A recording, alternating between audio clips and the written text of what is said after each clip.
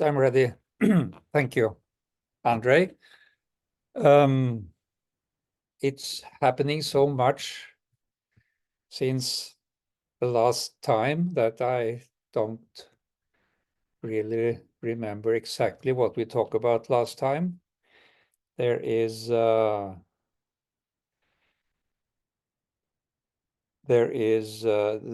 what I would like to say, because as I have written in my books about Hilma af Klint, that when I saw her pictures, they were taken out of the second realm of the elemental world.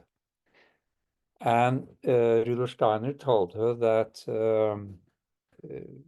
she would not be understood properly until the middle of the 1900s. And then I realized that he was very well aware of that at that time, that the second realm would open. And now, just 2 or 3 days ago, I read a book about Hilma af Klint, about her, and it was stated that she very often used this fading technique. It was written that she could, for half an hour, sit with a glass of water and fading into it, and then appearing these geometrical or mathematical forms that she depicted. So I was, which I was quite sure she did, but it was quite good to have this confirmation that that it was exactly like that.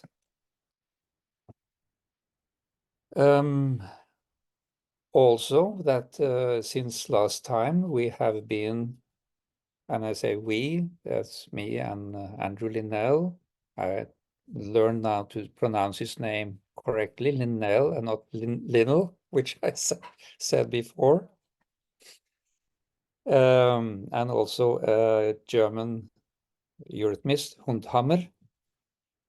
We were at Tintagel in the cave of Merlin. And then I also realized that stories about the knights, and there were 12 knights. Why were there 12 knights? And they went out into the world. And there they met demons and dragons and monsters and such things. And when we came to this Merlin's cave, it was quite obvious that there it was possible to fade out through 12 portals, all through the 12 constellations. So I became, because I was wondering, why did I write at that time quite serious writers, Eschenbach, for example, that these knights, they met all these monsters. And of course, it was then possible from Merlin's cave to fade out into these 12 streams, and there in the astral world meet these monsters that were tyrannizing different parts of Europe or even the world. So it becomes more and more evident to me that this fading method is a method that has been used all times by very many different people up through the ages.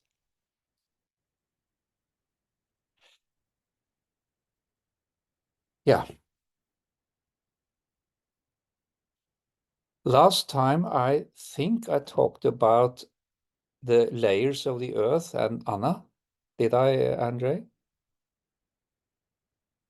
Yes. Yes, exactly. Hmm? Exactly. Did I talk at any length about the different gates to the spiritual world? Yeah, 3 gates, 3 doors. The three gates. Okay, then I have something, because then I would like to talk about the fourth gate.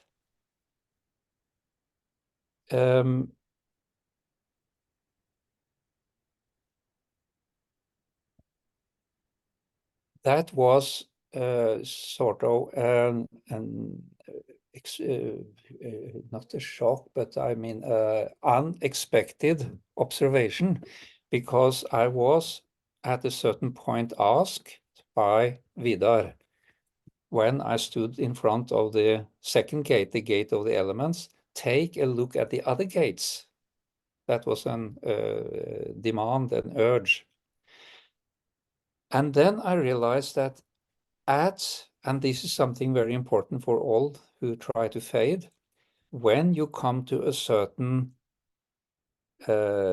state, a certain level, a certain distance, when you have faded, it is always possible to go 90 degrees to that direction you are fading in.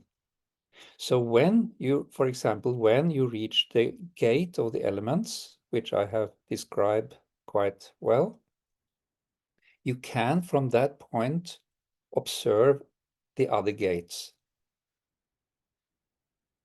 And then I realized that there were more than 3 gates, because Rudolf Steiner described 3 gates: the gate of the sun, the gate of the element, and the gate of the death. And then I saw there was a 4th gate that had been quite newly made. And when you then move in 90 degrees and stand in front of this 4th gate, the only right thing to call this 4th gate is the gate of the light. So I then discussed this, as I usually do, with my friends that are much more learned within anthroposophy than myself, especially Marco Maula from Finland. And he said, yes, Steiner talked about there will be a 4th gate, which will be created by Christ from the etheric. So from 1933 or 1914 or that time, there will be a development of a 4th gate, the gate of the light, which is related especially to Christ himself. And what I have been doing now since the last 2 months, I think, is trying to stand in front of that 4th gate and receive teaching from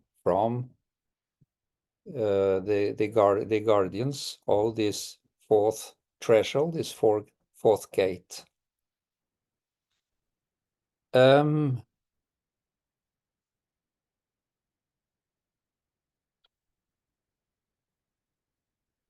I also realized when you have walked the path, which you are now, all of you here now, trying to do, to fade through this path through the elemental world. And on this path, you meet, of course, the lower guardian.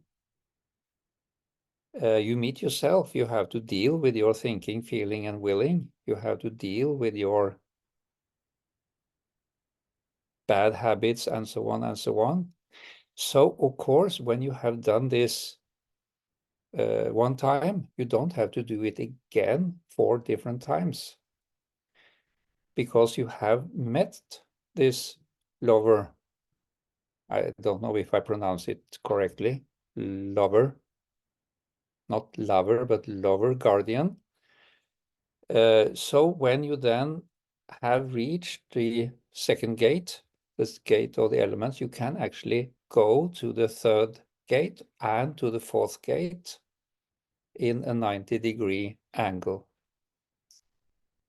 And this 4th gate is extremely interesting, as it is initiated or made, you might say, or opened by Christ himself. If you to be possibly somewhat mistaken, the 1st gate is dominated by Michael, the second by Vidar and Balder, the third gate by the three death Norns, and the fourth by Christ himself.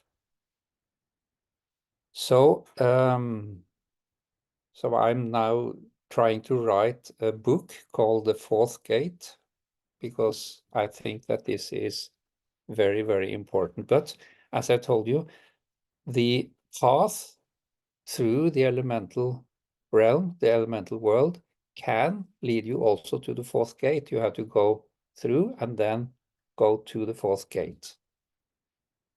So those of you who reach the gate of the elements, look in 90 degrees and see the other gates. Well, that was the news, or the little lecture that I every time have. I start with a sort of little lecture.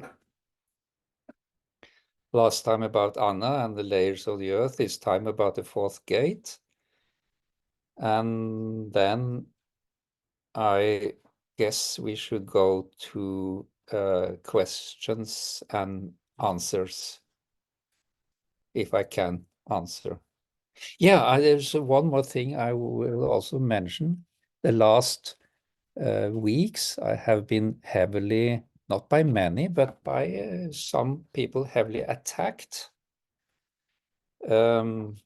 for presenting this path through the elemental world, because they think that I don't relate 100% to what Steiner said. And I must again just then comment that even Steiner himself, at his time, he said several times that he had to change things and or update things, or things have now developed. I know several times he has said that you should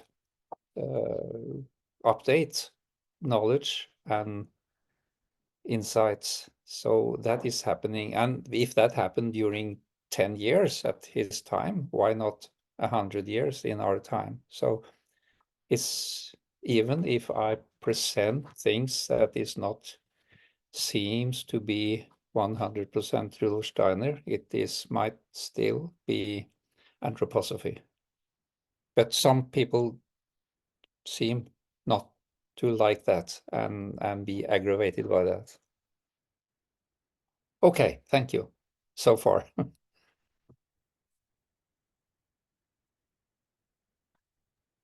Okay, dear friends, so if you have questions, and we need your questions because this is content of our workshop.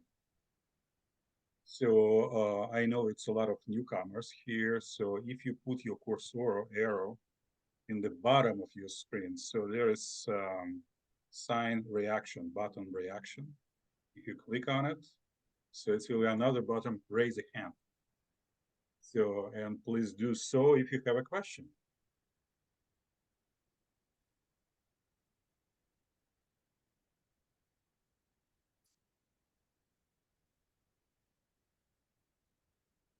Because this is not a 1.5 hour lecture. This is actually a workshop. This is to help you in your problems in passing the elemental world or in this fading technique. Okay, Justina first. Okay. Hi. I've got 3 short questions. The first being, I'm wondering if time is connected to the entering of going into the Ahrimanic veil. Yeah, and the second, yeah, take all three. All 3? 3 questions, you said? Oh, yeah. And then I also asked if you have a list somehow of what symptoms are connected to which beings. Symptoms? Symptoms like cold or flu is connected to. Oh. Interesting, yes. And the third? And the third is, I remember you once saying that the the Christ point is placed right under the heart and to the right. If we place our hearts on, or our hands on this place, is that enough to open up this point even more, or are there other techniques to do so? Okay, I take the last one first, I think. Okay. There is no Christ point actually, and it's not to the left or the right.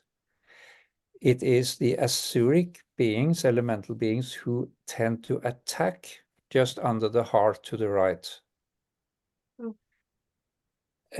Not very far from where Christ was pierced by the spear, around the 9th rib. So this is the area. You have to find the area where there is a possibility for Christ to enter. That is how you sort of open the middle for the Christ. For Christ, you find the area where there is not occupied by the adversarial forces, and there you make an opening, and there you invite Christ in. And if you are lucky, he will answer the invitations. So in that, I answered also 2 of your questions. And the third is, what is the symptoms of the different elemental beings, which is a very, of course, all diseases are related to the elemental beings. So the elemental beings may show all kinds of symptoms, all there is. But I did mention one time a typical symptom for the Ahrimanic beings, that is sclerosis. And a typical, so they attack sort of the joints and tendons and bones and like that. The typical symptom for the Luciferic is the weakening of the immune system, like in the flu. And a typical symptom for the Asuric beings is attack on the blood and the eye, which, for example, bleeding, continuous bleeding, and also quite many of the symptoms you could see in COVID that was caused by Asuric beings. Okay? Okay. Thank you. Very much. Panuch, Cerebranic. You are muted, Hannes. Hello. Hi, Ari. Hello, everyone. And so, yeah, so since the last workshop, I've been doing like a test on 10 owners and 10 of their animals, and just doing it once a month to track, you know, with the kind of like the middle and the 90-degree. And when I open the middle point, you know, I feel all this like energy kind of like in my body as it's kind of like moving through. And my question is is it because I feel all this energy moving through like towards that person, like channeling, and I'm wondering if I just need to still wait for all that energy to move, or just the moment that you open it, then it's just, you can just let go. No, yeah, again, quite many misunderstand a little this point. Mm-hmm. You see, in most therapies, actually all therapies, you do something. Yeah. For example, in massage, in craniosacral, in acupuncture, in homeopathy, you do something. Yeah. And that is the important thing. And when you do something, then you have a tendency to frighten away the elemental beings. That is a translocation. Mm-hmm. In this Christ, this method of transformation, you don't do anything. The only thing is yes, you do something, you open the middle. Yeah. you push the Luciferic a little up, you push the Ahrimanic a little down, you push the Asuric a little to the right, Yeah. and then it's like opening the door, and you say, welcome, and then you just step aside. You don't do anything. It is not you who do anything. Yeah. So you shouldn't, yes, it could feel like a streaming, and the patient feel a lot often. Even animals, I mean, in horses and dogs, they really become very quiet and start to chew and so on. But you don't do anything. That is the thing. It's like St. Paul said, not me, but Christ in me. Mm. And I changed that a little, not me, but Christ in you, almost like in the consecration act. Yeah. And the Spirit be with you. Yeah. So if I feel like it may be that I'm just feeling the presence that is coming through, that because I feel a lot in my body when I do it, and I just open the space, and then I start to feel a lot too. So I don't know if it's maybe I think you should try to step back from that. Okay.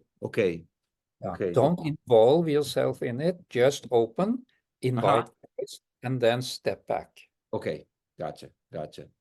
And I have another question. I'm still, I've been doing almost daily the practice of merging and fading, with the candle, with the coffee and the sugar, and I'm still developing that. And I guess I was reading the final compendium of spiritual medicine. Yeah. And I read the other version a few times, and I'm reading this new version. And when you talk about in the section where you're talking about fading in the technique for pulse taking, you talk about not acting, and I just didn't understand that little section really well, and I wonder if you could clarify what you mean by not acting. Yeah, that is actually another way of saying what I just said. When you open or when you go into something, you must be not interfering. It is not you. You just, of course, when you fade into, you do something, but you also have to have that attitude of not doing. Then you come to a point where you decide to do something. For example, Christianizing a demon or something. Then you have to do something.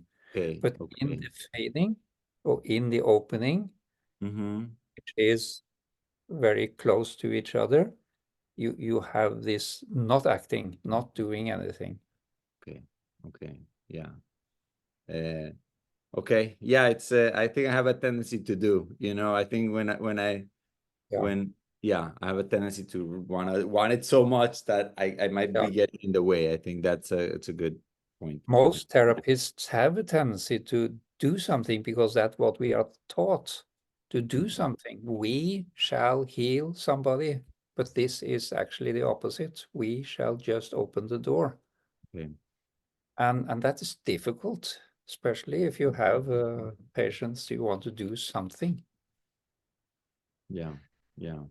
But that has to do with this resignation.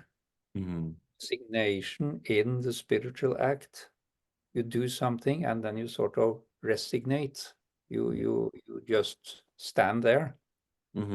Stand there with open arms and just let things happen. Yeah. Can I ask you another question? I'm wondering you have to ask Andre. You have to ask Andre. Yeah, you're fine. Okay. Yeah. My other question is like something like trauma. How does it fall inside of this approach or this understanding around like healing? So I wonder if there's anything you could say about that. I didn't get the question. Trauma, and such that is do you see trauma as another form of elemental, like traumatic experiences? Oh yeah. So they're like self-created elementals. Yeah, let's say you put your hand on a glowing iron, Mm-hmm.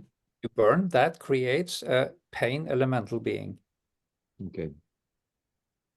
which will stay for you for a while. Mm-hmm. And it may also then translocate if you just put on, let's say, silocaine or something. Mm-hmm. Then you translocate it and it can stay then another place in the body Yeah. and cause another disease 2-3 years later or 10 years later. Mm. So that is why it's important to transform it immediately. Yeah. And what about like emotional? Transform it with your spirit, of course. Mm-hmm. Say, okay, this pain, it's okay. I take in the pain. Come pain, come to me. Or you can then actually open the middle of the pain elemental being and Mm-hmm. ask Christ in. Okay. And that also transform it. Mm-hmm. Thank you. Yeah. Thank you very much. Leon, hello. Leon. Hi, Andre, and hi, Ari. I have a related question, concern. I have a personal history of migraine and TIAs, many strokes, and I'm wondering if I need to be aware of distinguishing between neurological things that are happening to my vision, or just include them in the process. It's impeding my progress with this. Can you rephrase your question? I didn't get the question. So If you I have to, have prodromal migraine experiences where my vision is yeah, affected, and I've had also some experience at night TIAs,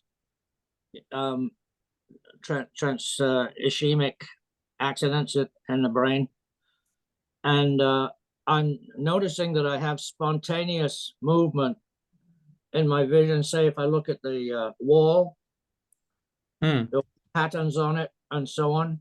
Is that something to expect as a side effect of fading, or is it a kind of, I'm still thinking of it, as a neurological thing, and it's kind of causing me concern about going further with it, with fading.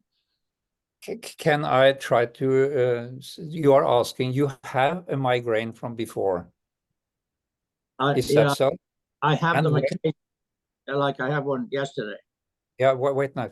You have a migraine from before, and when you do the fading, you get visual changes. No, they come with before the migraine. They come before the migraine, Yeah, and so okay, and that is historically thought of it as something to push away. I don't want that pain to come in, and so I've stopped the migraine in some fashion before the visual changes clear up and the pain starts. no, I cannot answer that question. Then I have to observe you more closely. Yeah, I figured as much. I'll just proceed. Thanks. Thank you very much. Okay, Jordan is next. Hello.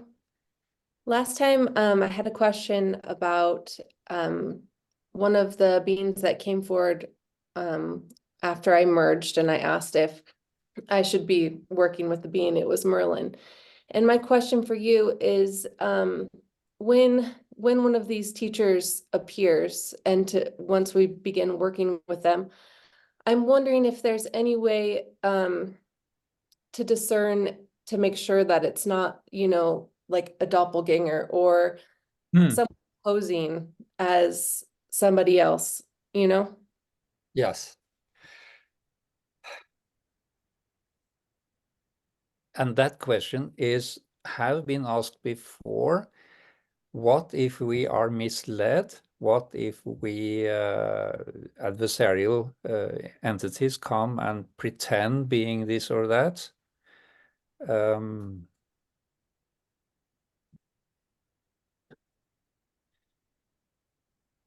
So you see, there is a rule in the spiritual world.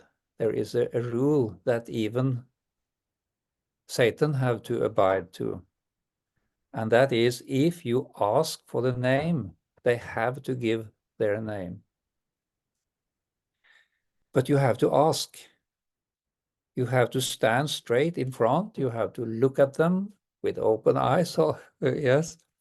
And then you have to ask, what is your name? And then they answer.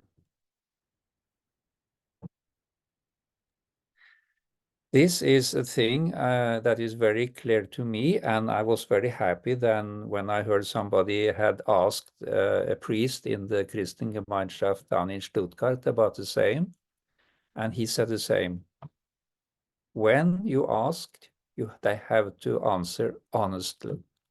Otherwise, they can lie as much as they want, the adversarials, but not the name. The name is sort of sacred. That name binds you in a way. And this priest said also, if there is an adversarial, and that I have never experienced myself, in giving their name, you can smell also where they come from. And he said you can smell sometimes sulfur. That means they come from hell. So ask the name, and I have always gotten a true answer when I ask the name. Yeah, that is Okay, very important. That is very important to know. Yeah, that seems very helpful. The thing that came to me, because when he popped in, that was the first thing that came to me. I'm like, oh, is this like actually, Merlin that's trying to work with me? And for some reason, the thing that came to me was, show me your heart, was like, I don't know why, but that's what popped into my head. But when I meet him again, I will ask him his name. So you were actually very close. Show me your heart. Okay, that is some way of saying it, but the name is, it might be that they, him, he, will, her, will experience that you say heart and name as very equal. That is possible. Yeah. But name I know is real. Okay, I will do that. Thank you so much. Thank you very much. Okay. Martha, am I right? Thank you. Yeah, please, Hi. please tell your name. Am I right? Mirta. Mirtha. Okay. Martha, Mirta. From what country? Vancouver. We met last Oh, September. yeah. I wasn't allowed to ask too many questions or too difficult, but I was wondering this time if I can ask you, reading about your 6 way when you fade away in the body with the 6 class lessons, using the 6 class lessons. I noticed that I need 7 and 8 from now onwards.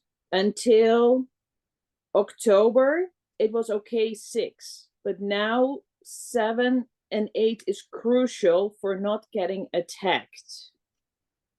That suddenly I was wondering if what is happening. And I had 4 questions. Can you describe more properly, more exactly what you do? Because this is very interesting. I had several experiences between where I live in Princeton, BC, towards a community further down here through a valley, to Kermios, where there are a lot of, in the past, battles took place with people, with the natives, over the last thousands of years. And I noticed that in this whole area, if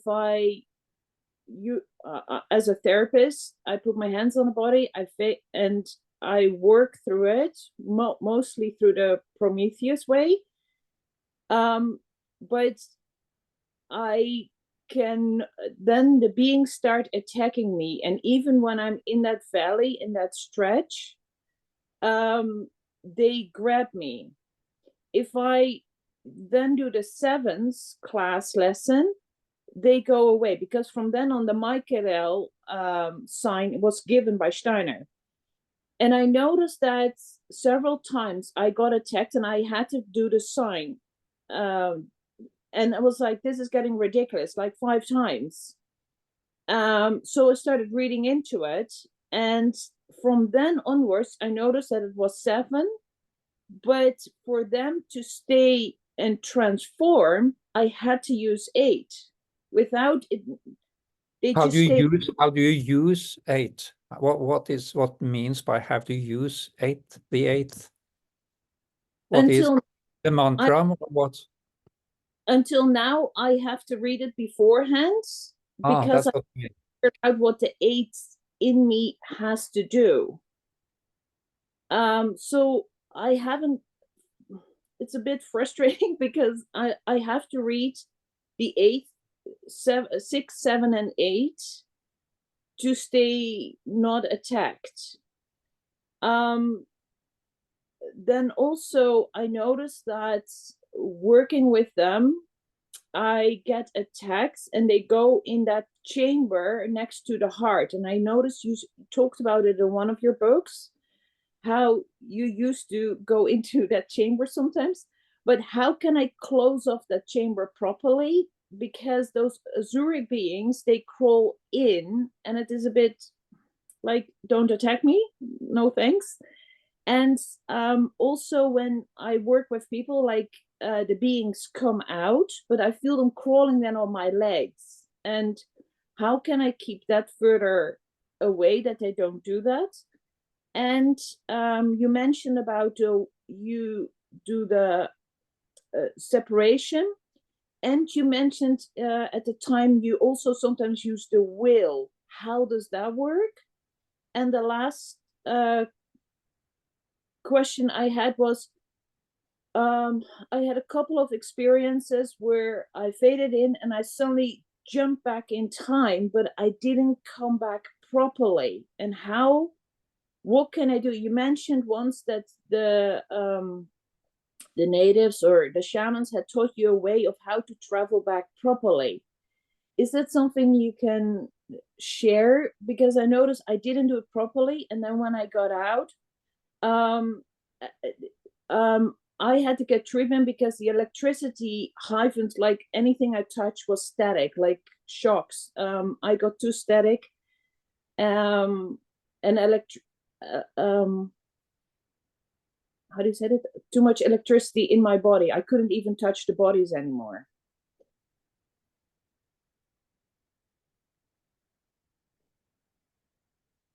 And oh, one more question I started noticing, may I ask? I can get the body in a 90-degree with the jaw in the right place. When I can move the jaw to the right position according to the body, and I do the eye movements. And then there is a moment where when you take the client in a lemniscate form, where it releases by itself in the body when the jaw is in the right position to the position. How to invite the Christ without doing the movement and call it the pie shape. How can I inwardly merge that better together to do both? Because the trauma releases then, like the other person asked about, because it releases and the higher self involves. Now you're ready. Finished?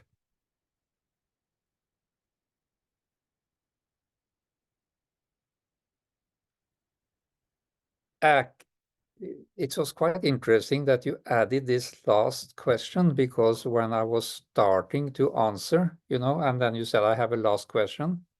And that last question gave the answer that I was about to tell you.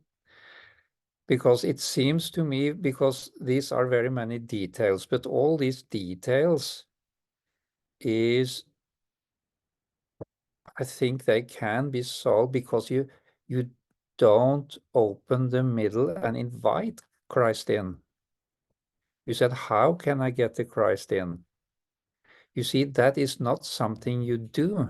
And this relates also to when I was talking to this other guy with a handy.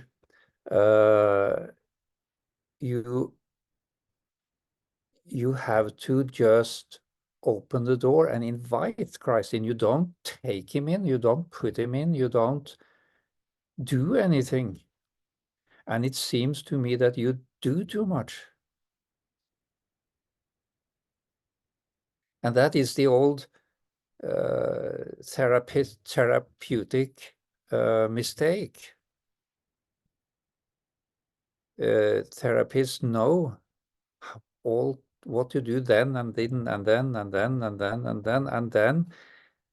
When I started only to open the middle and invite Christ in and step back.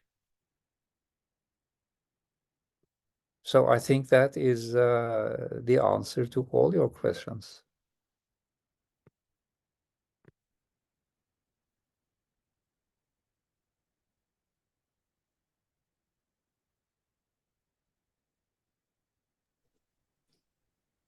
Don't go too much in details. And also, getting back in time properly. If you have then invited Christ into the middle, it's easy.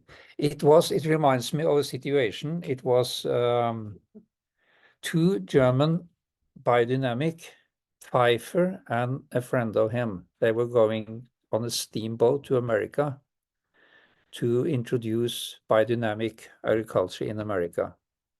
And they didn't have too much money, so they had a cheap room in the boat just beside the machine. And this friend, I don't remember his name, Ob Pfeiffer, he said, "Oh, this aromatic forces in this steam machine, it kills me. It is so terrible."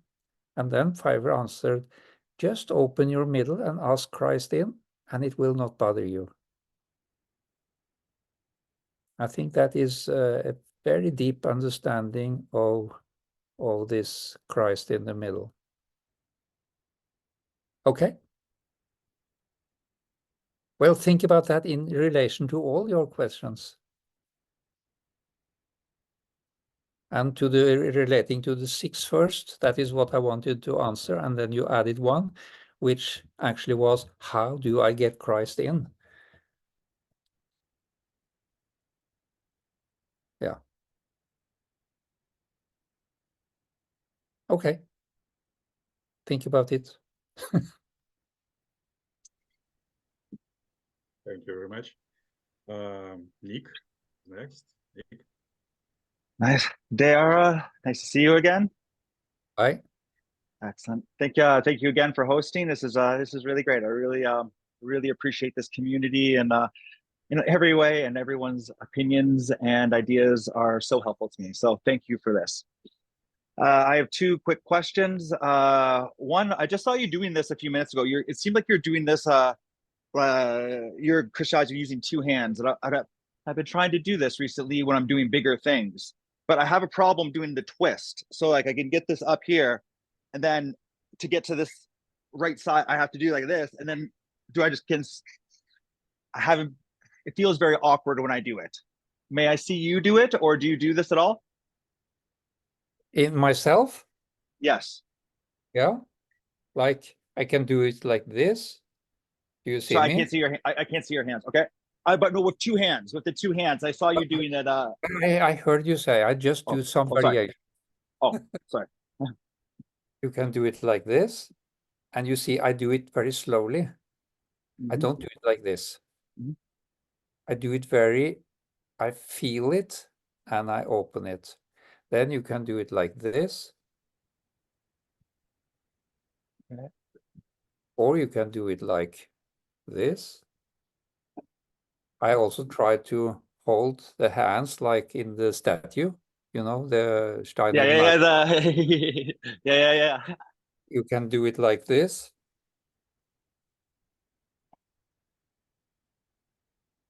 So, But not together though. Not together like this though. now you can try. You see this. I think you can do it in many ways. It is not only one way. There is not only one way. I am just showing an example how I do it, and I think all of you can do it in your way.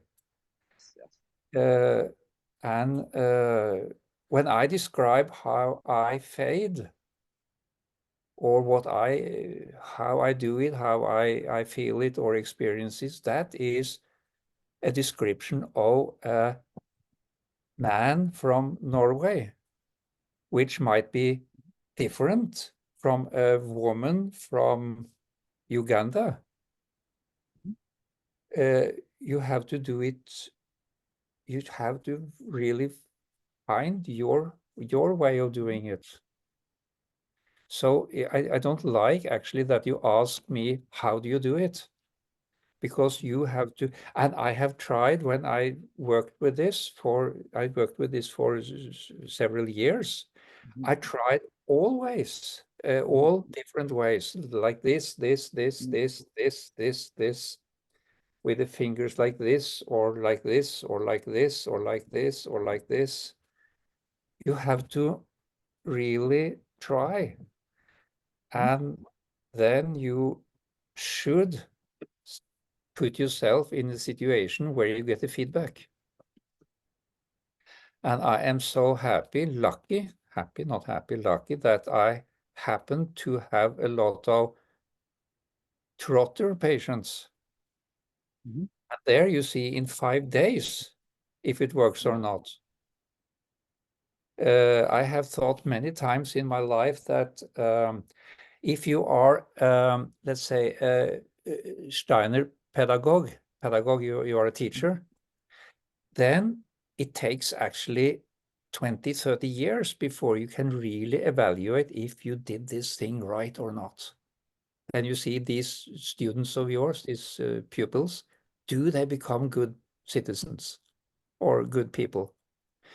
If you are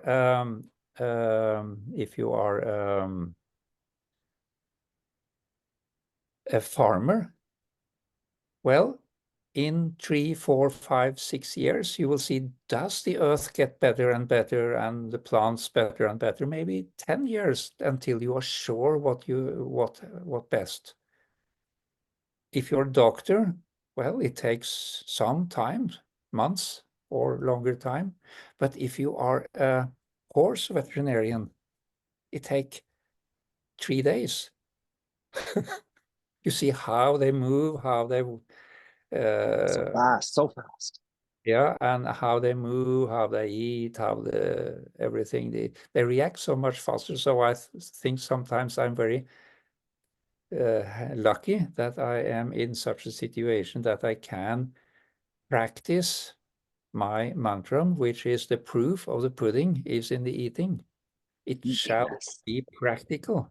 I want it to be that really bring me somewhere where I can see things and then later know that, okay, it was true.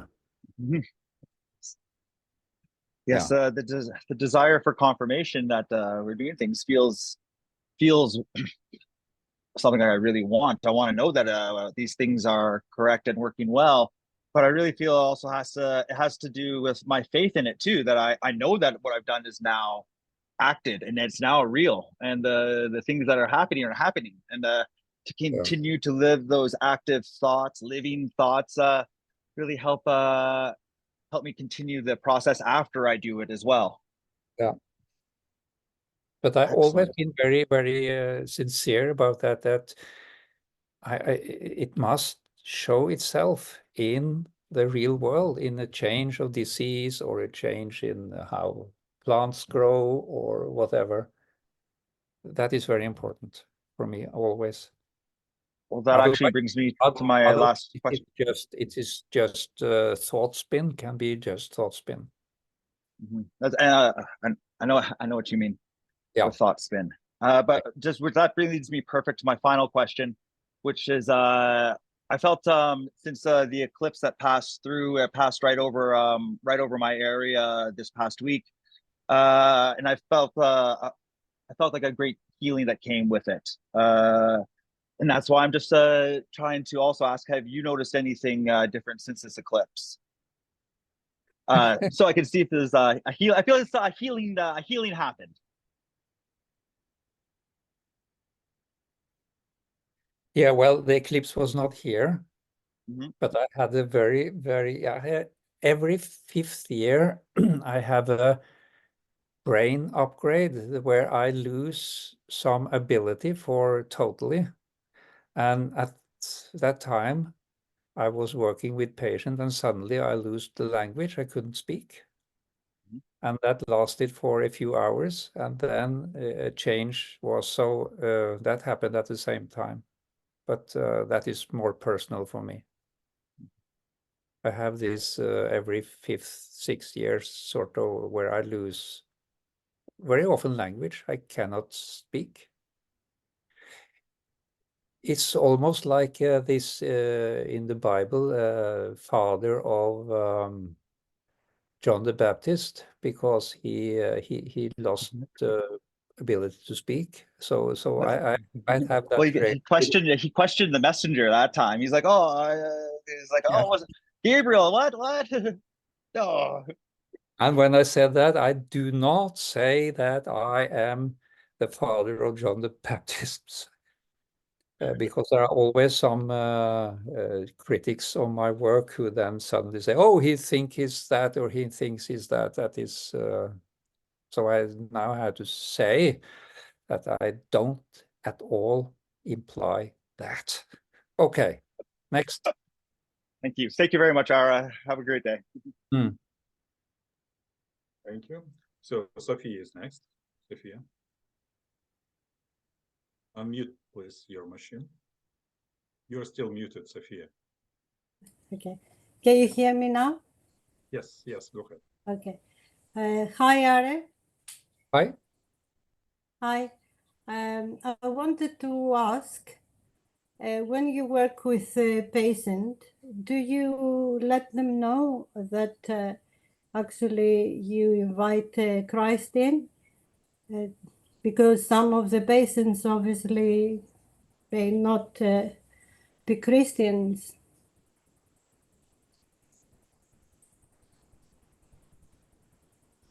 I cannot see you.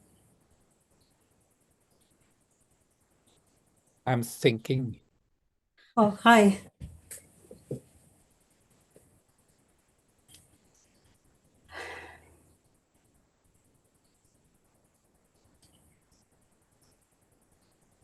For example, when I treat a horse cannot actually be said to be a Christian. But I invite Christ in. I don't actually tell him or her. I am quite open to what I do to all of my patients, although I don't underline it every time. I don't do that, but I am quite open at what I do. And also, when you invite Christ in, you have to say it. Do you say it loud? Yes, I say it. I say Okay. it semi-loud, yes. Not Okay. like that.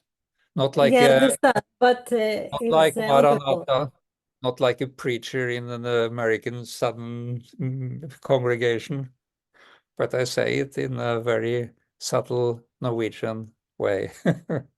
And also I say it in Norwegian, also to English or whatever nationality. I have every day almost different nationalities in my office.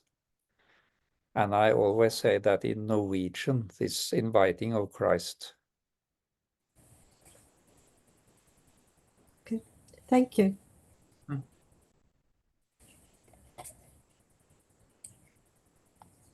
Thank you very much. Okay, dear friends, more questions. How does it go with your fading? That is my, it has been very much about therapy today. That is not really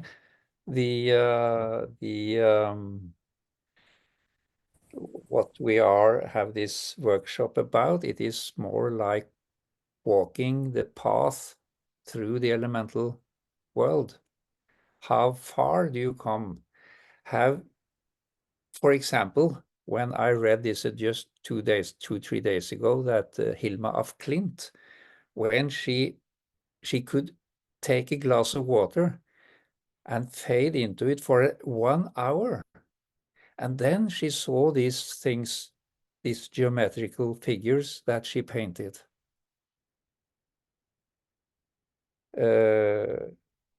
And 1 hour.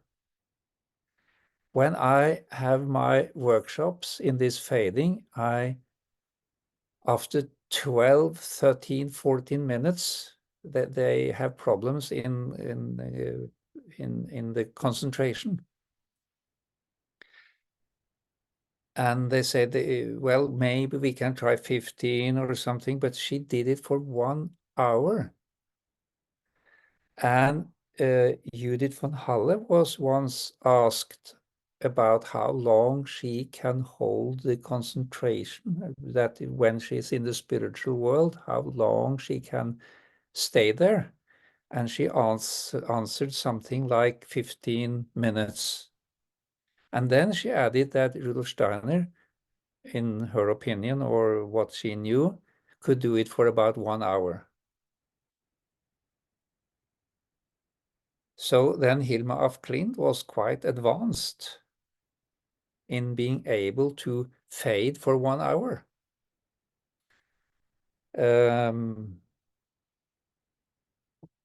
When I was younger, I usually did it for half an hour. But then I was exhausted. 1 hour I have never done myself. So I was a little amazed about reading about Hilma af Klint. So how, as Andre said, dear friends, how are you doing? How far have you come in the elemental world? We have hands from Jordan raised hands. Yeah. Jordan, go ahead. Yes, so when I fade, I seem to, most of the time, not always, but most of the time, with my intention, which has normally been held to meet the guardian of the threshold. That's kind of the intention I hold, and that's where Merlin has been popping up. So I've been, working with him with my lessons. But I was curious what you were talking about earlier with the 4 gates. How, because I'm taking this far, and this has been since our work in Vancouver, this far in the realms, how would I come back to where the 4 gates are? Yeah. Like, you know what I mean? Does that make sense? Yeah, it didn't make nonsense. Okay. Would it just be with the intention, like as I begin to fade, like instead my intention, instead of, being to meet the garden of the threshold, would be, I intend to stand before the 4 gates potentially, or like, how do you come No, back? I didn't know about this 4th gate, and I was not sure about the other 2. The first, I was just sure about the 2nd, not the 1st, the 3rd, and I didn't know about the 4th. Mhm. And then at a certain time, because sometimes I travel beyond the threshold in the etheric world, and sometimes I go back to the threshold, in front of the threshold, not over the threshold, but in front of the threshold, to receive further or ask questions to Vidar. And then a few months ago, he said very sincerely, look at the other gates. And then they are in 90 degrees, so you can stand in front of the gate and then you turn 90 degrees and then you see the other gates. And then the most interesting actually for me today is not anymore the second gate, the gate of the elements, but the gate of the light. Because in these other gates, you have different guardians of the threshold, but in the fourth gate, you have Christ. And this is opened, as I said, and also according to Rudolf Steiner, has been open only for less than 100 years. Maybe only 50, 60 years fully open or fully open. And I think this is the most important we as anthroposophists can do today, is to look closer to the fourth gate, the gate of light, the gate of Christ. This is for me so interesting and important. And I would like to only talk about it. But my path to this fourth gate was a little, I went to the second first, and then after 2 years, okay, then 90 degrees to the left.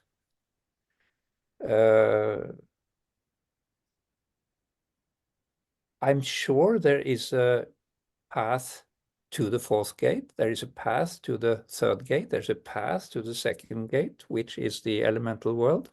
There is a path to the first gate. All of these are valid paths. But now I happen to have walked that through the elemental realm, and then I realized more and more that you don't have to do all these paths, because they all relate more or less to the overcoming your own problems, your own errors, which is then sort of called the lower guardian, or the animals.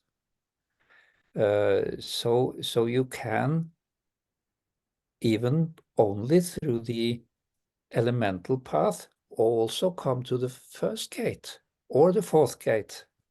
But I think the fourth gate is maybe the most important today. And I think we should talk much more about the fourth gate. I have started to write a book called The Fourth Gate. I've come to page 62. And I think I have promised Sevak, the Temple Lodge, not to publish it until half year after the 15th of April, where he will publish the third book on the northern path of initiation. And that is now coming Monday. So half year after, I will publish the fourth gate. And I promised not to do that. A gentleman agreement, he said. Yeah. Was it more that you wanted to ask about the fourth gate? Yeah, I'm curious, like as an individual on this path, do you think it's more important to work with, you know, the teachers that come up and present, or do you think, for you, like, and us as like a class, it would be more helpful for us to go, you know, kind of seeking this fourth gate, like I as think maybe. I think you should progress beyond Merlin. Okay. That you must not cling to one. You must go on, and then you must meet others.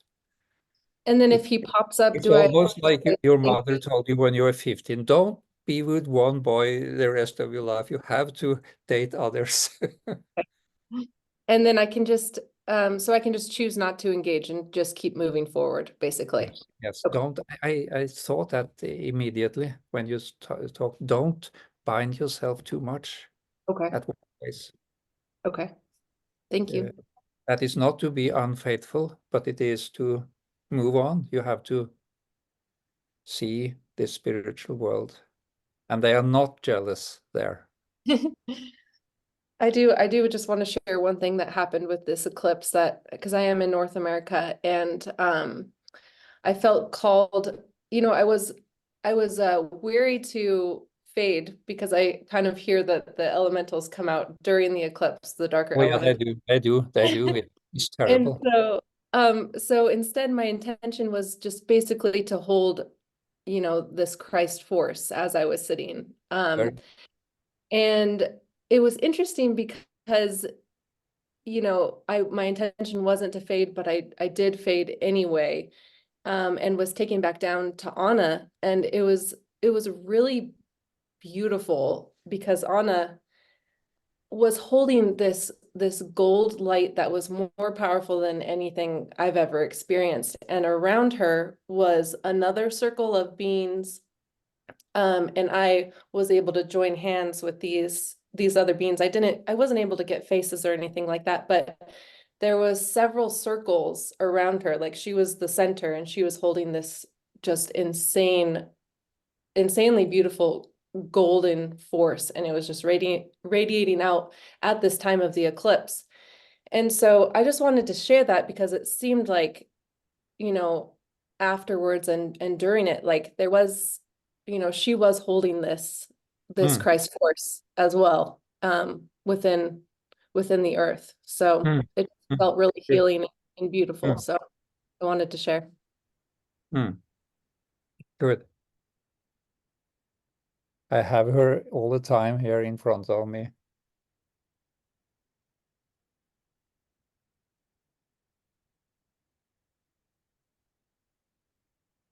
Anna. Okay, thank you. Okay, thank you so much. So Bonnie is next. Hi, everyone. Hi, Ari. That was Hi. beautiful, Jordan. Thank you for sharing that. So just to be clear, Ari, I don't see you, but when you I first can mentioned, clap when you see me. yeah. So when you first mentioned the 90 degrees, as you indicated to the left. Yes. And just now you said turn to the left. So is that, and you, in your experience, you were at the threshold, you said, in front of Vidar, right? Yes, I was in front of the second gate. That is the gate of the elements. The second gate, okay. Yeah. And And there are two gates to the left of that. First is the gate of death, and then is the fourth gate, the gate of light. There is one gate to the right, which is the gate of the sun. ooh. So, wow, I'm not even sure how to formulate a question about that. So once you've turned to the left, do you continue looking to the left, or you're free to 90 degrees, 90 degrees. in any direction? No, to the left. Yeah, only to the left. If you want to go to the fourth gate. If you want to go to the first gate, you go to 90 degrees to the right. Oh, okay. Was that difficult? Um, Maybe it is, because maybe I explained it stupid. I don't know. well, for me, it's a little confusing. I would need to make a drawing of it, just to have an In the image. spiritual world, the directions are quite important. Mhm. For example, when you pass the first elemental realm, the Asuric realm, you have the only thing you have is the direction. So directions are quite important. And when you travel in time, when you go to the left, you go back in time. But if you turn to the left and look at the gate, then you can see towards the fourth gate. Okay, this might be a silly question because I'm not quite there yet in clarity, but is this during the fading? Like, for instance, if I'm fading into the Yeah, candle. you are in the fading. You have approached the Okay. gate of the elements. You stand there in front of Vidar. Okay, but if I'm looking into a candle and I enter there, Yeah. I turn away from the candle? No. Then you first go through the whole elemental realm, the third, the second, the first. You come to the gate, you talk with Vidar, then you turn to the left. Away from the candle. You have already left the candle far way beyond. Ah, okay. Thank you. I'm not sure you understand, but I'm not sure I do either. think about it. But you describe this in your book. No, not that. I thought it was easy to understand, but maybe not. Maybe it's just me. Maybe the others are very clear about it, but I'm not quite there yet. You see, you go through something. It doesn't have to be a candle. It can be anything. You go through, fade through Yeah, it. I Then you understand go, that. then you go through the third elemental realm. Then you go to the second. Then you go to the first. Then you come to the threshold. And then you pass the threshold and do things there or whatever you want. But then at a certain point, you can turn to the left or the right and see the other gates. Okay. Okay. Yeah, that's clearer. Thank you. Good. It looks like, Bunny, it's not a physical turn. It's turn in etheric. Okay, Nancy is next. Hello. You know, clap, Harry, so I can see you. Hello. There you go. Hi. Yeah, I don't feel so much happening with the fading. So I'm feeling a bit of flatness with it. And I'm wondering if I'm being more into the getting caught up with maybe the lower guardian, because my dreams are filled with following more of the demonic kind of Yeah. mess. I would say so. I would say so. You see, this take time. It takes time, and you have to deal with these things, and you have to have time to deal with these things that meet you. Right. And this meeting with the demonic realms, which is actually the elemental world, you have to deal with it. You have to get away from all fear, all doubt, get away from fear, doubt, and hate. And heal that with trust, with courage, and with love. Yeah. And then you can proceed. Okay. So it's part of the path, and rather than feeling, oh, I'm just not doing it right, it's like this is a phase of it. Or Yeah. I feel just on the eve of the solar eclipse, there was the experience of being in this in the dream world of this big cosmic space, and Steiner, in sense of Steiner speaking, saying a great reversal is happening. And I just go with it and follow it to the other side. And it's like a whirlwind comes up of wind, and this being that has sort of evil intent, and I have to follow that whirlwind, and it's in a lemniscape, and it's like being dragged through this lemniscape until the being is finally depleted, and I am almost depleted myself. But then this being's on the ground, and its clothes are changed. So that plus a few others where I'm trying to Christianize my own self in my dream. Yeah. Or Christianize these beings, or open the middle for Christ. Mhm. That is quite important. what is this lemniscate motion that keeps coming up? Is that something to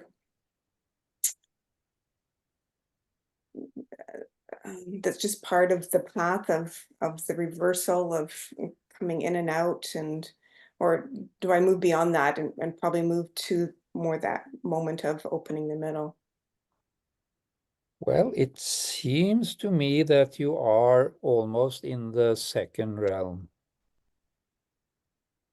When the geometric start to take over, you are usually in the second realm.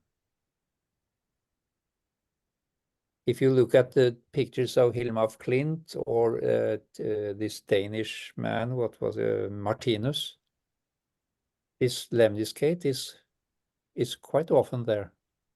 The circles and the two circles and the lemniscate. Mhm. That is typical for the second realm. And that means halfway. So I don't think that is bad. Okay.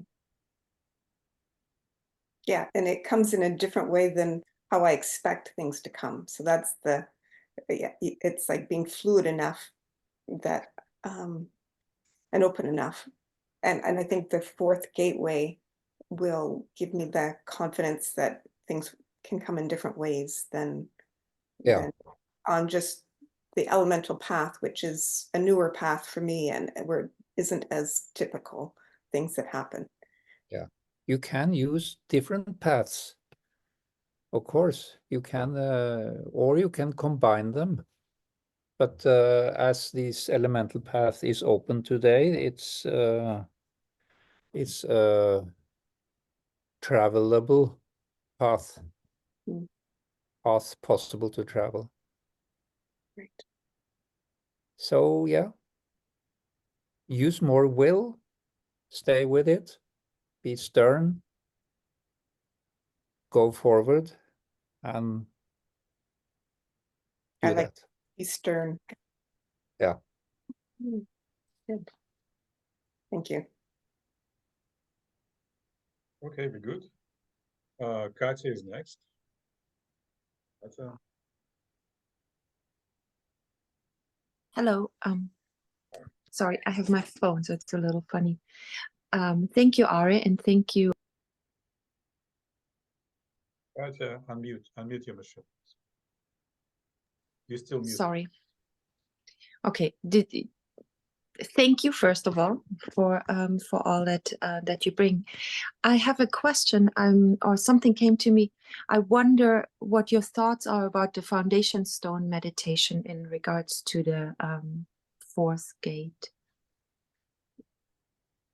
I have very clear thoughts about the relation of the foundation stone meditation and the path through the elemental world, because that is almost like what we say in Norway, glove in a hand in a glove, because this foundation stone meditation is really taking you through the elemental world. May elemental beings, north, south, east, west, hear it. May human beings hear it. Really, you are led through this elemental path. But then you have the Christ coming as at the fourth. And that is quite interesting, very interesting. I haven't thought about it in that relation. I have thought about the foundation stone meditation in relation to the path through the elemental realm, and there you end up first 3 elemental realms, and then you come to the etheric world where you meet Christ, which is also in the foundation stone meditation. But as this is the 4th verse, it could also relate to the 4th gate. Christ, light, Christ, sun,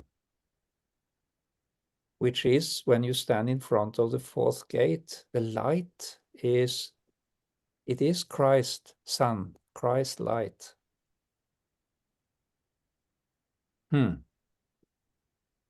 Thank you for the thought. I will keep it with me, and I cannot answer that now. It was a new thought. You see, this fourth gate is very new for me. It's only some months.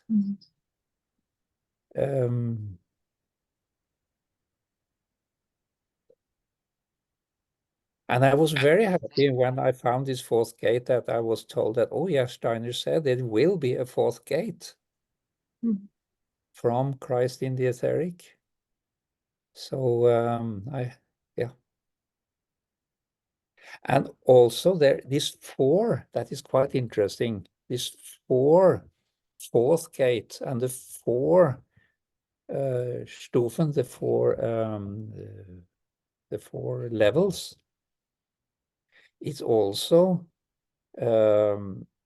quite important that is a teaching of Vidar, that the 3-folding is starting to get a 4-folding. And the 3-folding of the body is starting to get a 4-folding. The 3-folding of the soul is starting to get a 4-folding. The 3-folding of society is starting to be a 4-folding, which is quite important. Yeah. Thank you. Thank you. Elizabeth? Hi, thank you. What I have to say is again, not really a question. In a way, I always feel I just didn't comment at all, because I could never, ever formulate the way you are formulating about these things, the way many people are doing that. I couldn't do that, but I just wanted to share these two things.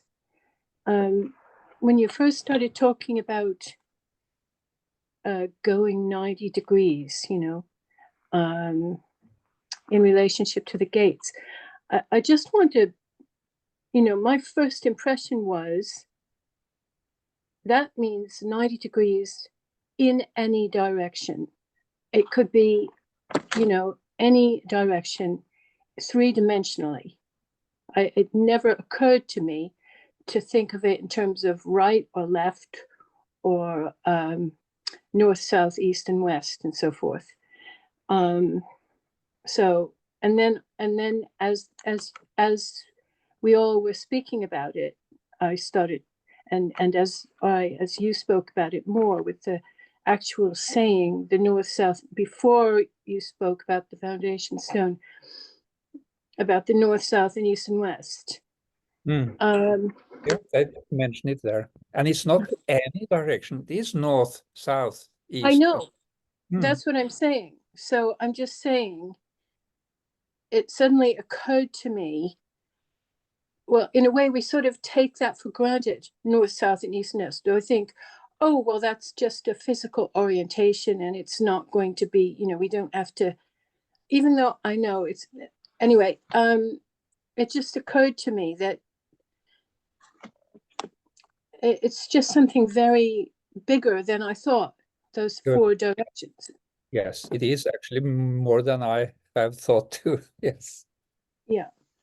So that was all I wanted to say. Thank you. And I totally agree with you. It seems that these directions are important. It's just something theoretical. North is north. North is actually north. And Rudolf Steiner say that, for example, the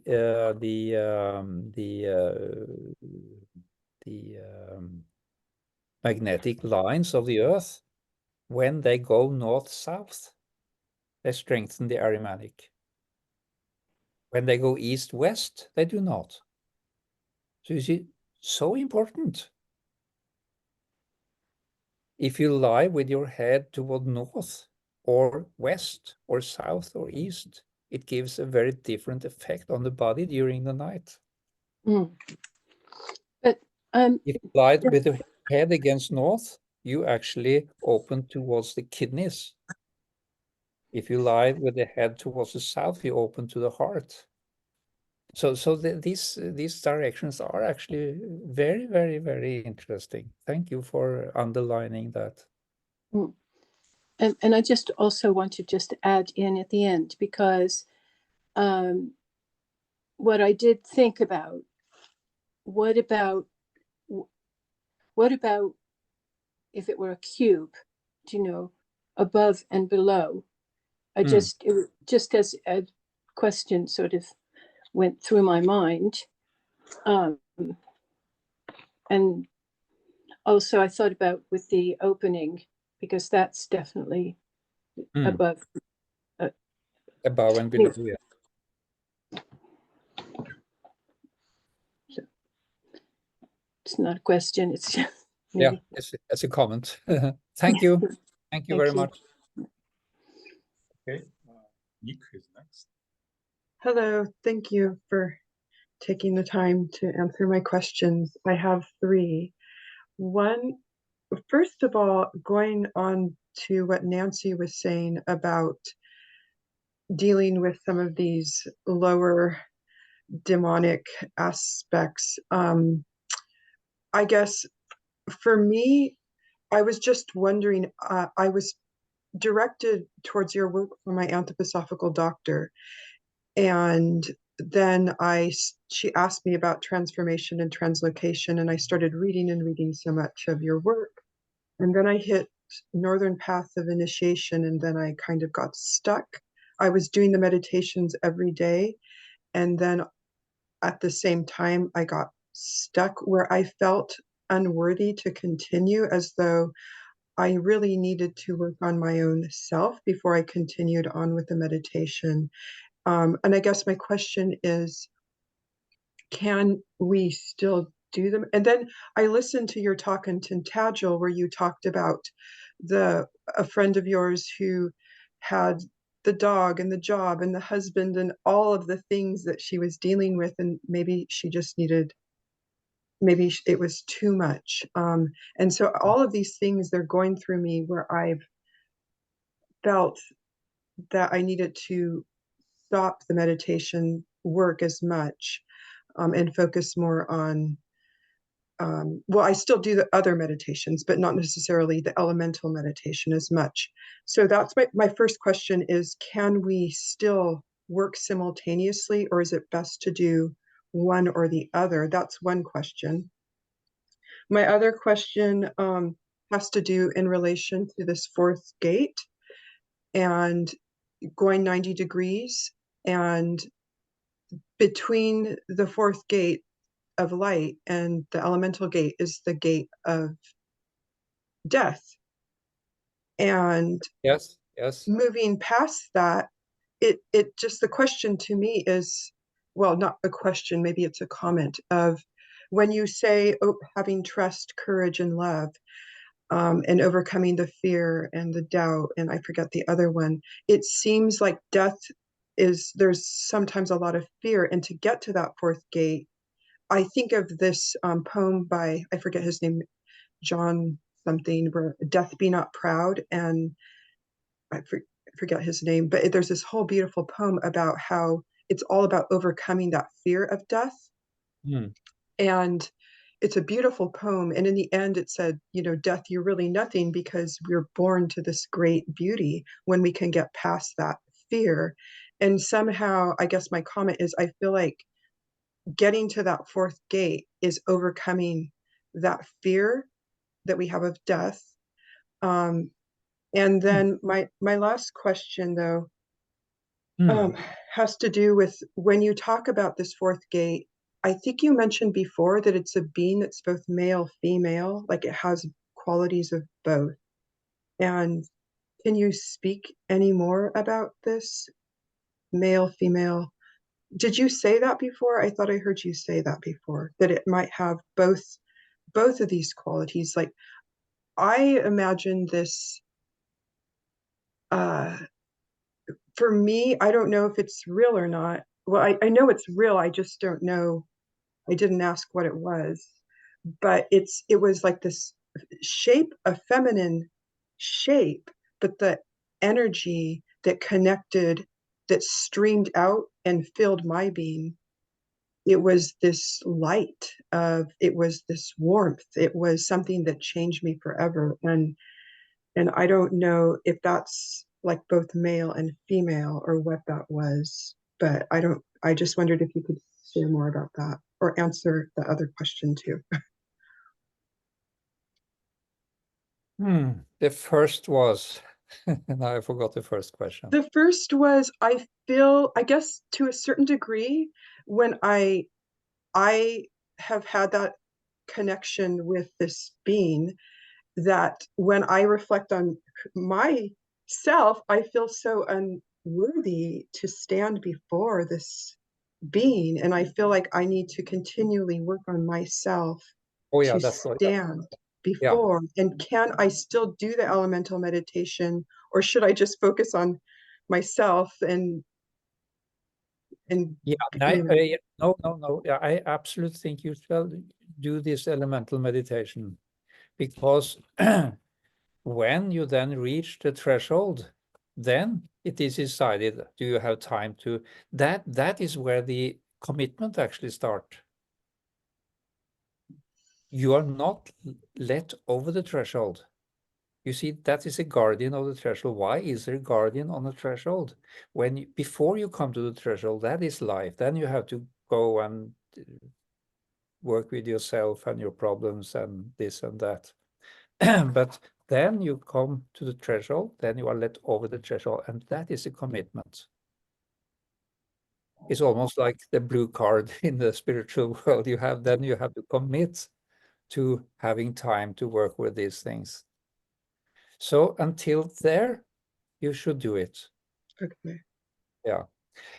Your question about the fourth gate and the masculine, feminine, I prefer not to answer, because that is, I think you should then, everybody should go there. I will not say too much about it. The death is very interesting, what you commented on, that because I have been thinking, why is it this sequence between the gates? Why is it the gate of death between the gate of light and the gate of the elements? But I haven't reached a good enough understanding, which I have only thought a little about it, not really gone into it. So my main answer to the most important question is yes, continue with the elemental. And I don't call it actually meditation. It is a traveling. More and more I start to differ between meditative work and traveling work. Meditative work is to prepare for the traveling. It is to make the bike functioning, and then you have to get on the bike and bicycle. That is a traveling, and that is not actually meditation, although some call it meditative, but it's not. It is actually feigning. That is not meditative. You don't sort of repeat a mantra, or you dwell on words, or you that is not that kind of meditation. It is sort of like swimming in the still water, which sometimes may also have some waves. Yeah. Thank you. That's so helpful. And just with the fourth gate, the reason I brought that death part up is because the experience that I have had during that time, that poem, I believe it's by John Donne, Death Be Not Proud. That poem gave me so much. I remember just feeling so connected with that death has so, it really, it's a process, but it just took away so much of the sting that our culture carries. And so that poem helped me move and have, I think, that connection to that area. And your comment, definitely, put me on with more thoughts about why this sequence of the doors is as it is. So thank you for that. Thank you. Thank you so much. Anthony? Anthony, old friend. Hello. Hello, Harry. Good to Hi. see you, as always. Yeah, very nice. I just had a thought when you were speaking about the fourth door, and speaking previous to that about the knights entering the cave, if I'm correct about that. Well, Yes. it dawned on me that if each of the gates is located 90 degrees to the left or right, as you say, you can actually form a square in your mind of the four gates, which make 360 a circle. And so I was thinking that, as you said, the knights went out into the world, but they actually were in the cosmos. They were connected with the zodiacal signs. And so the squaring of the circle might be taking place. Yes. So it becomes more of a cosmic activity. I don't know if that's going in the right direction, but there may be something to that, because when you look at the foundation stone, not only do we speak to the kings of the elementals, also to the archangels that are located in the four locations. Yes. So it's not an even line, so to speak, but it can be created mentally into a square which fits the circle. So to me, it may be the old, idiom, squaring the circle. It may have something to do with some knowledge, ancient knowledge. Suddenly I sort of experienced your head as the cave of Merlin at Tintagel. Wow, thank you. It's a possibility. I like that. Andrew would like that. Andrew, do you like that? I know he's here somewhere because I discussed it with him. There, this cave, and there was somebody who came a few days later and said, of course, because if these knights, there were no dragons and monsters and all this in Europe, of course. They were, of course, in the spiritual world, probably the astral, but could be the etheric too, but at least the spiritual. And that's where they were fighting. I thought about, I read about these knights. They lived there far Land's End in Cornwall. And then there were a problem in Switzerland. That's quite far distance in the 9th century.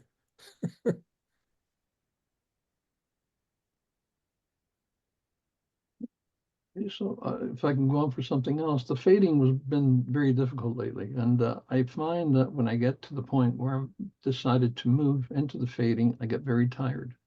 Yeah. There's a tiredness that comes in. Yes. It's stronger So than. at what time on day, or what time of day do you do it? Yeah, it's a tiredness that's usually stronger than normal Yeah, tiredness. but what time of the day do you do that fading? Unfortunately, it's in the evening normally because It doesn't work in the evening. And I must say that to everybody, don't do it in the evening. It doesn't work. After 5 o'clock, you can just do something else, play bridge. Don't do this work after 5 o'clock. It doesn't work. You have to do it in the morning. Because it's exactly what you say, because this is so exhausting. And Rudolf Steiner said, going into the spiritual world is like falling asleep, but staying awake. And if you are too tired, you really fall asleep. And then you forget it all. Then you are suddenly, it's 7 in the morning. Thank you. One other thought in relation to what Martha said and what you brought up in relation to allowing the Christ to balance things for her. Yeah. I'll make it very quick, but years ago I had an experience. I was living in Alberta and working with the Stoney people, an old tribe of the Assiniboine that settled by the mountains in Alberta. And in the summer, we'd go to their place where they would camp and have a Sundance, modern Sundance, not necessarily the piercing and all of that, but just the regular Sundance. And in a Sundance, they would build a lodge with a central pole, and on it they would carve sun, moon, and morning star. And then the movement was done around the pole, and women would use small eagle bone whistles, and they would sit behind a little barrier and blow on the whistles as the men danced around. And there were a lot of cloths of different colors, beautiful colors, on top of the mast. Of course, the lodge itself was in sort of interior kind of lodge. That is, the activity took place inside. But at some point, and it was held for 4 days, at some point, the most venerable woman that they thought was capable of doing this would be walking through the forest with a bundle of these beautiful colored cloths, and she would go from tree to tree and tie the cloth around the tree. It was obviously an elemental leading with the elementals. I felt connecting with the elemental world, and it was a thankfulness for the elementals having given another year, animals, life, etc. And so she would go from tree to tree and tie the cloth. And so I went there, and I was moved to pick up a little medicine bundle as I walked up to the area where the Sundance had been held about a week previously. There's no one there. And so I picked up a bundle of things like feathers and stones and things of that nature. And I went up to the place where the Sundance was held, and then I kneeled in front of one of the trees that had the cloth and put the cloth on my head. And I began to meditate. And I had some amazing experiences almost right away. I could see the old woman in my vision walking with the bundle of cloths, but then she turned into a branch, and then the branch turned into a raven, and the raven flew away. So I was having that kind of a meditation, that kind of an experience through the meditation. And there were a couple of others, but I'll make it short. And then at the end of that, I took my medicine bundle and walked some distance, turned over a stone. I put the medicine bundle that I had been carrying under the stone and said a prayer. And then I went back to my campsite down below. This was up on a hillside, the Sundance, where the Sundance was held. So I went down to the flat area where it set up a tent. And I went into my tent and I tried to sleep, and I could not. I could not sleep. I could hear drumming. And the drums were in my head. It was like a boom, boom, boom, boom, boom, boom, boom, boom, boom, boom, boom. And I could not clear them out of my head. It was just, it was unnerving because I didn't know what to do. And suddenly a thought came, make the sign of the cross. Mentally, I did the sign of the cross, not the crucifixion cross that we see, but an upper to lower and with the arm across as well. But it was a definite cross. And as soon as I thought that in my mind, the drums disappeared entirely. And I thought maybe it was an unconscious way of bringing the Christ into that activity. And Christ balanced everything. He balanced, put me back into balance, essentially, and balanced the situation. So I thought I'd say that for Myrta's experiences. Okay. Thank you. Thank you. And that is, you can always use that. It is not that difficult to place Christ in the middle. It can transform demons. It can transform, as you said, the elemental beings. And so probably these were, of course, non-Christianized elemental beings. And then you Christianize them, and then they follow a total different path or function after being Christianized. And most important, they don't hurt after that. They don't make you unpleasant or hinder your sleep and so on. Yeah, good. Thank you. Thank you. Okay, so Nick is next. Excellent. Thank you. Just one more for the day. I was just to say on my progress of fading. Sometimes, like when I'm very deep, I still practice every day, but I sometimes get, I know I'm very close to either like leaving my body or something. I entirely drop down in a sweat and I become very nauseous. Like it pulls me out of what I was doing. So much like I'm gonna actually throw up in this situation. So that's happened that's happened a lot. So it's slightly deterring, but it's really forced me to then focus on some of the other things that are been other ways of receiving the information that I have. And the real one is acting in real life, acting out and actions specifically, because I could feel in my body when I'm acting or doing right. It's like I think I think there's body tremors or something like that, but it feels like, you know, in the Lord of the Rings where the charge of the Rohirrim, when they're like, they know that they're sacrificing themselves to try to one final push at Minas Tirith to free everyone that's there and push the orcs back. That feeling of bravery during the speech, when I watch it, my body just trembles. And I feel that when I am acting right and doing things that I feel are correct.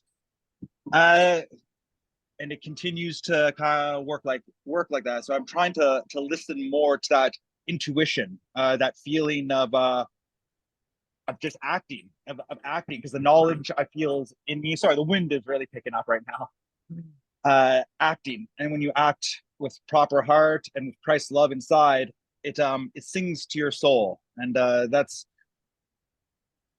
is where I am right now, and I want to share these feelings with others. Thank you. Thank you. Okay, Bonnie. Hi, yeah, it's me again. Hi, Ari. Thank you for everything. I'm not sure if I shared this before, but once progress with my fading. Once when a friend was coming to visit me, she has an old car. She was coming from the mountains, and she knocked on my door, and I said, "Where's your car?" And she said, "Oh, it's just up the road. It wouldn't start. It just conked out." I said, "Really? What's wrong with it?" She said, "I don't know." So I walked with her to her car. And, you know, I did a few fiddling around and I tried to start it. It wouldn't start. And I got out and she tried to start it. She couldn't start it. So we both got out and it suddenly occurred to me, wait a minute, let me try fading. So I said, "Do you mind if I try something?" And she said, "No, go ahead." So I found the middle. I did the exercise, invited Christ in, and I said, "Okay, well, let's see what happens." And she got in and the car started. The other thing most recently is But I must add to that, you know, this is not the first time I hear that story. This is so many people have told me about machines that don't work or work improperly or work hurtfully. And when you ask Christ in the middle, they change the machine. That is, in my opinion, part of the mechanical occultism. They change the machine in a way. Of course, it still runs on electricity or gas, so it's not pure etheric energy, but still it has become moral technology. And But I've that asked is her, a huge area also, so we will not take up just now. but Yeah. I have one more example. Recently, I got a message from internet server saying, you know, we have a new router. You know, we need you to change from the old router to the new one, and we'll send it to you for free. So, okay, fine. So they send it.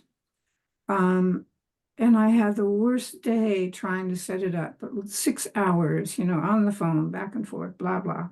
Okay.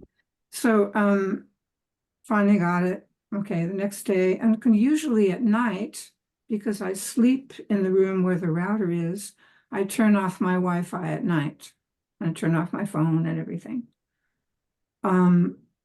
Okay, so I turned it off. Next day, it wouldn't come back on. Same thing. Finally got it back on. And then it occurred to me, yeah, fade, you know, ask Christ in. I did that. And I said to myself, okay, it's not going to hurt me anymore. I've done that. So now I leave it on at night, and it's been fine. Yeah. And that is what I have been talking about for actually quite many years. This fear that we have for 5G or routers or different mechanical and electromagnetic devices. And that is a valid fear because it is not good for us. But if we then open the middle and ask Christ in, it seems to me, and seems to me, I've seen so many times that it is actually, I am quite sure of what I say, then the effect of this electromagnetic radiation or 5G or routers or whatever, it changed from negative to neutral, and then after a while to positive. So then it actually would be healthy for you to have the router on during the night instead of turning it off. And this I have repeatedly said, but this sort of insight is very difficult to grasp in alternative circles or anthroposophic circles, because we are so taught, we are so indoctrinated that it is evil, and that electricity is evil, that electromagnetism is evil, and not realize that this is something we can transform. We can change these adversarial forces into something good, and also then use it for the progress of humankind. And as Andrew Linnell said, this is something we have to take in and change and work with, and not only just push away. That was his main message during this tour we had in Great Britain. Can I ask you one question? One more. When you travel by plane, do you Christianize the plane? No, I don't. Why not? Because I'm not fanatic. I don't go around doing that all the time. Okay. I am a little lazy too. I Because don't go around and work and work and work. I don't. I only do it when I think I must or should. you know, when I traveled to the Emerson workshop in last year, whenever it was, I had so much trouble driving in the planes, missing flights, so much attacks, you know. And I'm going to be traveling again this year and next year. And you know, should I Christianize the plane? You can do that. The And I car? know several of my students tell me, oh, every time I pass a mass, I Christianize it, and so on and so on. And I think that is good, but personally, I don't do it. I sort of have also other things to do. One, I'm a little lazy. Two, I have other things to do. Three, I observe it and I can see what happens, and I don't look at it as my obligation to do this work. Yeah. But it's okay that you do. Yeah, I think I will. Thank you. Very good. I'm happy that you do. Thank you so much. So Ari, we are working 2 hours. So, and Yeah. there's still 2 people. And usually after 2 hours, I get tired. Uh-huh. So shall we round our session? What do you think? And there's Nancy again and Leon again. I see there are 3 hands now. 3 hands. One is Bonnie's hand. So, but she's done. Okay. Okay. She's done. Nancy, it's already third or second time she's asking question, or and Both Leon of is these. second So time. so a short question for both of these, and then we. Okay, so very brief, 1 minute questions. Yeah. Nancy, go ahead. Yeah, I don't, this is probably better for another session. My question was going to lead into a question on the door of death and our ancestors. Ari, if you want to say, clap your hands. I can't see you yet, so. Well, you don't have to see me. I see you. I know, I'd rather see you than me though. Working with our ancestors and whether. No, we leave that now.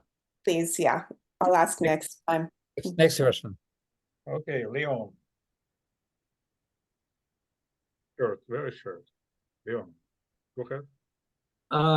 Yeah. I remembered people who lived at Findhorn telling me that they would work with things like tractors and other mechanical devices in terms of elementals. So I've got 2 quick questions. One is, you mentioned the knights of the 9th century, and my understanding that the knights in Tintagel were about the 5th century. Any need to clarify there? No, the 5th of the night. There are several places. I remember Robert Kelder told me there were several Parsifals, there were several King Arthurs. There were so and it seems to me that there are several places in the world where there is this connection to the zodiac, where you can go out and not only in. And when you can go out, you can actually go in the world and do things. And when we were in Tintagel, I saw very clearly that there were that was a mystery place that had been active for thousands of years, not only for King Arthur or Merlin. You had the old raven mysteries there. The air was full of spiritual ravens. You had the Drotten mysteries. You had the Druid mysteries. You had the Arthurian mysteries, the Merlinian mysteries, the 12 Knights mysteries. It was layer to layer. So this is several places, not only 5th century or 9th century. There were, I guess, 6,000-7,000 years ago, this Raven mysteries. Who was there? My second question relates to asking in my name, which we agreed. We agreed on one question. Oh, really? Okay. Yes, can you hold until next time? With great difficulty, but okay. No, just kidding. Write it down. Okay. So, my friends, do you want next time, or shall we continue? Shall we continue, or shall we not with this workshop? I think we should continue. Okay, then we do that. And then I will find a date. We can do that immediately when everybody's here. Today is 13th of April, June, 13th of June. What about What about, is that the holiday, the 15th of June in America? I don't Yeah, know. but this is 6 o'clock, Les. What kind of festival is it?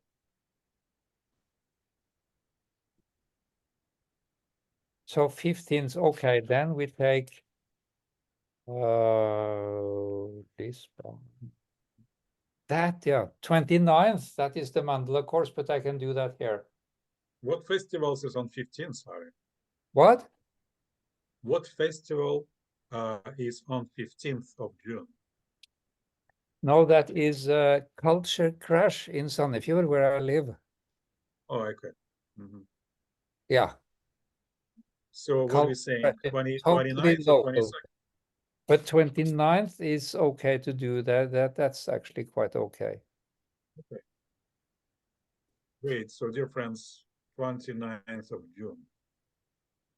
Please mark your calendars. Same time, 6 o'clock my time, 11 o'clock your time. 6 o'clock your time, and it's 11 Central Time of US, Canada. Yeah. Will be great. Very Okay, good. Let's finish our workshop number 9. So next it will be workshop number 10. Yes. Thank you. And have a very nice spring and early summer. Thank you so Thank much. you so much. Thank you, Ari. Got it. Thank you, everyone. Thank you. Thank you. Thank Much you. love. Thank you. Thank you. Excellent. Thank you all. Thank you all. Excellent. Thank you so much, Ara. Thank you, Andre. Thank you. Andre. Thank you. Bye. Okay, take care. Bye-bye.